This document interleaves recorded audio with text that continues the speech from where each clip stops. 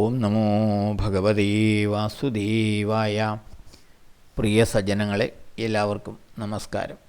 സത്സംഗവേദിയിൽ നമ്മൾ ശ്രീമദ് ഭഗവത്ഗീതയിലെ 18-ാം അധ്യായമായ മോക്ഷസന്യാസ യോഗത്തിലെ 33 ശ്ലോകങ്ങൾ പൂർത്തിയാക്കി. ഇനി നമുക്ക് 34-ാമത്തെ ശ്ലോകം നോക്കാം. യയാതു ധർമ്മകാമാർത്ഥാൻ ധൃതിയാ ധാരതേ അർജുന പ്രസംഗേന ഫലാകാംക്ഷി ധൃതി സാ പാർത്ഥരാജസീ.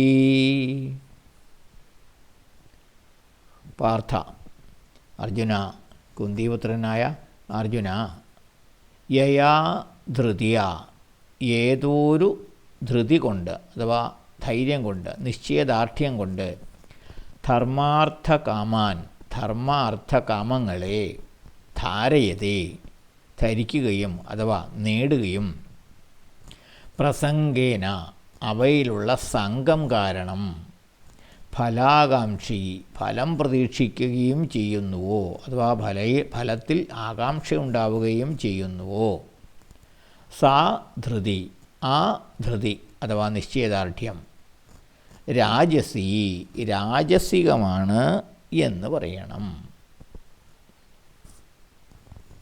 ധൃതി അഥവാ ധീരത, സ്ഥൈര്യം,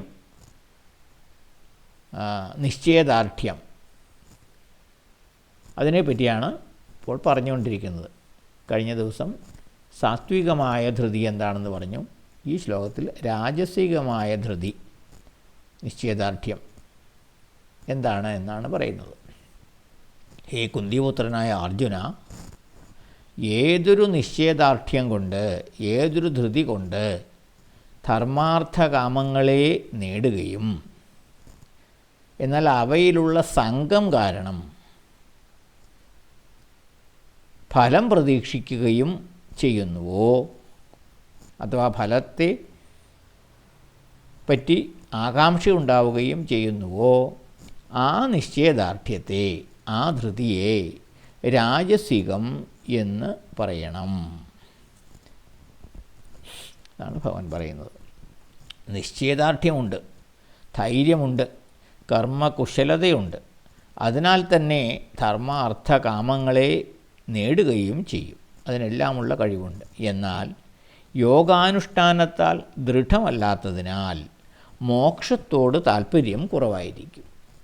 ഈ ധർമ്മ അർത്ഥകാമങ്ങളിൽ താല്പര്യമുണ്ടാകും, മോക്ഷത്തോട് താല്പര്യം കുറവായിരിക്കും. അതുപോലെ അർത്ഥകാമങ്ങളോടുള്ള സംഘം മൂലം, സംഘമെന്ന് പറഞ്ഞാൽ ഒട്ടിച്ചേരൽ, കളത്രപുത്രമിത്രാദികളോടുള്ള ആ മമത്വം, ഞാൻ എൻ്റേത് എന്ന ചിന്ത, ഇതാണ് സംഘം എന്ന് പറയുന്നത്. അപ്പോൾ ഈ അർത്ഥകാമങ്ങളോടുള്ള സംഘം മൂലം കർമ്മങ്ങളെല്ലാം ഫലകാംക്ഷയോടെയാകും അനുഷ്ഠിക്കുക. ഫലത്തിൽ ആഗ്രഹവും ഉണ്ടാവും, ഫലത്തിൽ ആകാംക്ഷയും ഉണ്ടാകും. എന്താകും ഫലമെന്നുള്ള ചിന്തയും ഉണ്ടാകും. അപ്പോൾ അത്തരത്തിലുള്ള ആ ധൃതിയെ, ആ നിശ്ചയദാർഢ്യത്തെ രാജസീകമായ ധൃതി എന്ന് വിളിക്കണം. ഇതാണ് ഭഗവാൻ ഈ ശ്ലോകത്തിലൂടെ പറയുന്നത്. അടുത്ത ശ്ലോകം നമുക്ക് അടുത്ത ദിവസം നോക്കാം. എല്ലാവർക്കും നന്ദി, നമസ്കാരം. ഓം നമോ ഭഗവതേ വാസുദേവായ.